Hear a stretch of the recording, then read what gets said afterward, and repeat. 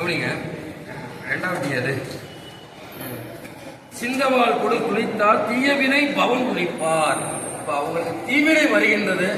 அந்த தீவினை முற்றிலும் அறுத்தெறிந்தாராம். பார்க்கறதுக்கு வெட்டி சாய்ப்பது போலதான் தெரிந்தது. அந்த உயிரை பற்றி படுத்துகின்ற பெரும் துன்பத்தை பெரும் பாவத்தை முற்றிலும் நீக்கினார். பாருங்க, தீய வினை பவன் துணிப்பார். தீய வினைனால பிறவி வருமா? அந்த பிறவினால் என்ன வரும்? அல்லல் வரும். அது வராம என்ன செஞ்சாராம்? தண்டனை கொடுத்தார். பின் அங்கு பிழைத்து ஒரு பிள்ளையை தம் பெயரோ அவ்வண்ணம் வீட்டு இலது குடிக்கு ஒரு புதல்வன் அருளும் என இந்நெல் உண்டால் உழைப்பால் உண்டது என எடுத்து எரிந்து மின்னல்ல வடிவாளா இரு துணியா விளையேற்றார். என்ன சொல்றார்? அடுத்தது அந்த மெய்காப்பாளர், இவரு பேர் உள்ள இவரு பேர் மாதிரி இன்னொரு பேர் வச்சிருக்காங்க. மெய்காப்பாளர், காவலாளர். அவர் சொல்றாரு, பச்சை குழந்தை ஒன்று இருக்கு, எல்லாம் செத்து போயிட்டாங்க. அத்தனை பேருமே கதவுல சாத்தி உள்ளுக்குள்ள இருந்தா அத்தனை பேர் செத்துட்டாங்க. ஒரே ஒரு பச்சை குழந்தை மட்டும் இருக்கு. அப்ப அந்த மெய்காப்பாளர் சொன்னாரு, இது குடிக்கு ஒரு புதல்வர், நம்ம வாரிசு இது அந்த சோறு சாப்பிடலையே, இதை விட்டு வைங்க, கருணை பண்ணுங்க அப்படிங்கிறாரு. இதை விட்டுடுங்க, கருணை பண்ணுங்கிறாரு. ஏய் அப்பா, இது குடிக்கு ஒரு புதல்வர் இருந்துட்டு போட்டோம், ஆனா அந்த சோறு சாப்பிட்ட தாயோட பால் குடிச்சிருக்குது.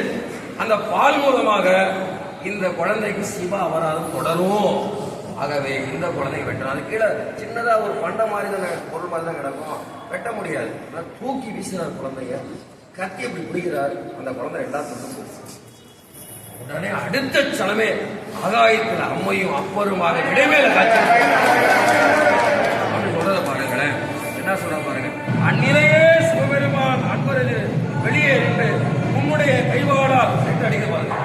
ஒரு பாசம் வருத்தைகளை பொன்னுலகின் மேலுள்ளையார் நீ இந்நிலை இனம் உடல் அடைய கேள்வி எழுந்தருளினார். என்ன சொல்றாரு?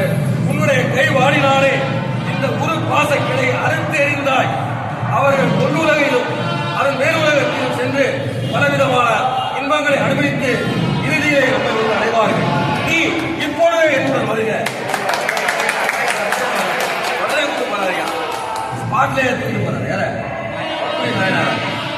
நீ வேணும், எனக்கு தேவை. பல பேரை நீ எதுவும் தாக்க வேண்டியது இருக்கு, ஒன்னு அனுப்பி விட அப்படிங்கிறாரு. கோட்புடி நாயனார் வருவார். அதை சிவசுத்த கொள்ளையடிச்சா யார்கிட்ட முறையிடணும்?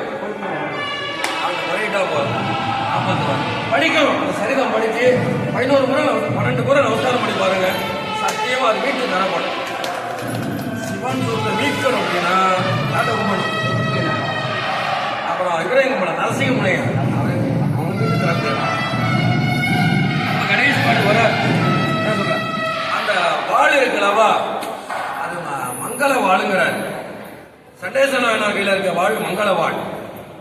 பிரமிண்ட நாயனார் வச்சிருக்கிறது அந்த மணிகலம். இவரு கிரிபத்த நாயனார் வச்சிருக்கிறது மங்களம். அதெல்லாம் அது போல நாயனார் வச்சிருக்கிறது மங்களம், மங்களமான வாழ். இது எப்படிதான் அது மழு, இது வாழ். அதனால என்ன சொல்றாரு, பின்னில் வடிவாடால் அப்படிங்கிறார். பெருமைக்குரியது மங்களமான அர்த்தம். நீ கடைசி பாட்டு நிறைவு அத்தனாய் அன்னையாய் ஆறுயிராய் அமுதாகி, அத்தனாய் அன்னையாய் ஆறுயிராய் அமிர்தாகி முத்தனா முதல்வன் தால் அடைந்த பாட்டு இயல்பா இருக்கு. அத்தனாய், அத்தனை அப்பான்னு அர்த்தம். அன்னையாய் அம்மா, சரியா? அத்தனை ஆறு உயிராய் அமிர்தாகி முத்தனா பொருள் பார்க்கணும். எப்படி பார்க்கணும்? அப்பாவா இருக்க, அப்பாவோட வேலை என்ன? தன்னை அடைந்திருக்கிற குழந்தை அடைந்தார்லவா, தாள் அடைந்தார்லவா, அவருக்கு என்ன அர்த்தம்? ஞானத்தை ஊட்டி சென்னறியில நிக்க வைக்கிறது அப்பாவோட வேலை. அப்பாவோட வேலை என்ன? ஞானத்தை ஊட்டி சென்னறியில நிக்க வைக்கிறது அப்பாவோட வேலை. அதை தொடர்ந்து ஊட்டி வளர்ப்பது அம்மாவோட வேலை.